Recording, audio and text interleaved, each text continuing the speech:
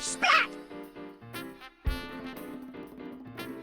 My name is David Stalker, and I was at Fox Interactive. I was the producer on Croc Legend of the Gobbos. I started at Fox in April of 1997, and the first job that I did there was to fly out to Argonaut in the UK and get familiar with the game. I remember reading design documents on the plane out there and met the team and got down and getting nitty-gritty with the game as soon as I landed. Yeah, when I got there, the game was pretty far along, and it had its identity. There was no more kind of like, what is this game? The game really was pretty well established. Most of the levels were there, and it was in a process of tuning and tweaking, fixing bugs mostly. So you could get a really good sense of the game, and the character, the cute characters, the world, everything was just, it really gripped you and just sort of like made it seem like this was a really cool family-friendly product that had some legs. Croc was kind of standing on its own at that point on the PlayStation as being the only really fully 3D world that you could, it was the only really fully 3D platform game. You had other games like Crash Bandicoot, where Crash was essentially on a rail through a 3D environment, and of course Super Mario 64 on the Nintendo 64. But this was something that was largely thought to be unthinkable on the PlayStation. Other 3D games that had come out had been things like Jumping Flash, where you were jumping between these sort of like large isolated island areas in space. And this was a real attempt to have a full 3D environment within the limitations of the PlayStation.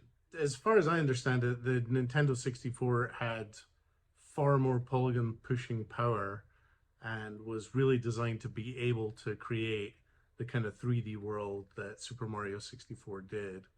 Whereas the PlayStation, it was really more of a stretch for the PlayStation to be able to do those same kind of things. The design of Croc was definitely conscious of the limitations of the PlayStation while trying to push those limits as far as possible. And so the design concept was to have these sections of gameplay, essentially like 3D rooms that you would walk into, and each room would have its own puzzle essentially, and you could look around and try and understand what the puzzle was, how you had to finish the task in this section to get to the door that would connect you to the next section. If the PlayStation had no limits, then the world would have been wide open and you would have just moved from section to section naturally.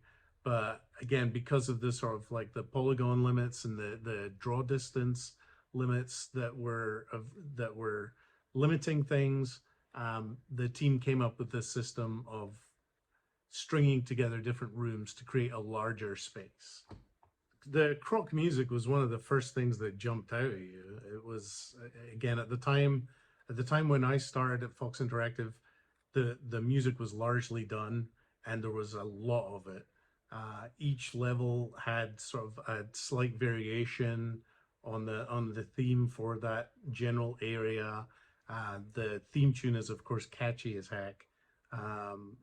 All these years later, I still can't get that tune out of my head, and I doubt I ever will. So it's really one of it just all contributes to the cuteness and charm of the character. Just the island setting, the music, the slightly different themes to the music, the instrumentation as you move into an ice world versus the jungle sort of world, and into the castle and things like that. It was all very fitting, and again, there was far more of it than there would be, I think, in many other games, and it was one of the things that we really wanted to push and let players listen to it as a soundtrack as much as just play it. So the time that Croc was under development, controllers were limited to digital up, down, left, right, buttons, and that's what the game was developed for. As we got close to release, Sony suddenly announced that they were coming out with the first DualShock analog with two analog sticks, and that was very exciting, but it came late in the development of Croc, and of course, that was not something that was going to be bundled with the PlayStation at that point. That was going to be an extra purchase that you would have to make. So while we really wanted to make use of that controller, it's not like we could completely throw out all of the development and base the controls purely on that. So we, within the time that was available, we did our best with like prototype controllers and things like that to actually incorporate that style of control. At now, decades later, of course, that's the standard. Every game system ships with analog controls now, and that's what everybody's used to. So the game will preserve the original controls, but also take advantage of all of those years of experience and allow analog control as well. So I think that's going to be a big step up from the original, while still preserving the original experience for those who want to go back and remember turn left, turn right, go forward, go back. Croc was hugely successful for Fox Interactive at the time when the market, the PlayStation market was still relatively small compared to what it is today. We sold, I think, over 3 million units worldwide. And Sony had a program actually where once you sold a certain, it's kind of like a gold record, platinum record kind of thing. Once you sold a certain amount of units, you were able to get an award as such. And I have a couple of the Croc ones here, which I'll tell you in a minute how I got. This is the original Croc Legend of the Gobbos release. This award was for 250,000 copies manufactured. And then later, again, I don't remember the rules, but after a certain point, you are allowed to release a greatest hits version. And so when Croc came out on greatest hits, we received another award. And this one was for more than 500,000 copies. So there's 750,000 copies there. And these things are enormously heavy.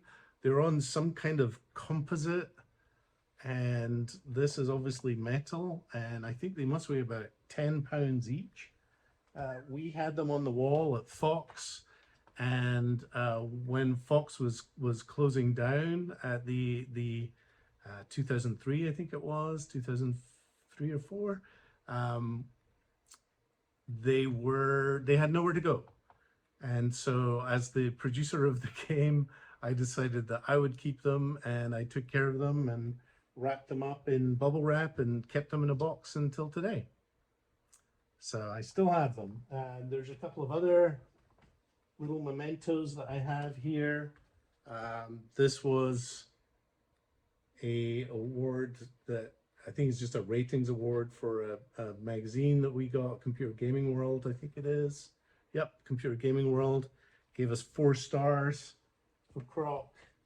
And then I have this Attractive Facts, which is the Parents' Choice Award, which I guess it means that Croc was officially approved by the Parents' Choice organization, which is kind of nice. I mean, again, it was a universal, inoffensive, fun game for the whole family. And then I also have a couple of one sheets that were just made by Fox to give out to retailers and such, just to demonstrate the success of Croc. I think, again, this was, at this point, we said over 1 million units sold. Croc is a proven seller. And at that point, the claim was that there would be 9 million new PlayStation game consoles sold between now and Christmas. And that was in 1998. So, as I say, different world, very different numbers from the kind of saturation that we see today of games consoles. If somebody's familiar with Croc from its original release and plays the new version now, I think they will. I think it will play like they remember it.